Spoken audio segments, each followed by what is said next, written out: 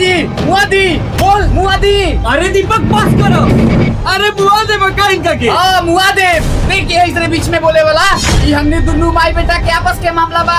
बड़ी इला नेता बने चल हाथ होने बस करा लगिन झगड़ाई।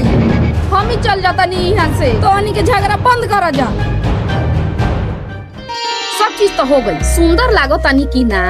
ए बड़की माई चलो बरम बाबा तर परेशान होता। ठीक बाटे हम आवा तानी। सारा लोग चल गए तू कब चलबू? 5 मिनट रुक जा अबे चलो तनी। ठीक बा हम जाते हैं तू पीछे से आइया। इतना महंग के साड़ी पहनले बानी 5000 के सबके उसे अलगे नु देखे हम जा। हमर पायल पहनल त भोरे पड़ गइल बाटी यही में धइले बानी।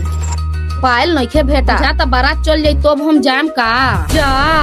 हमर पायल त मिलते नइखे हमें यही में धइले रहनी त पायल हमर का हो गई। नीलुआ ए नीलुआ आगे क्या होगा देखने के लिए फॉलो करें।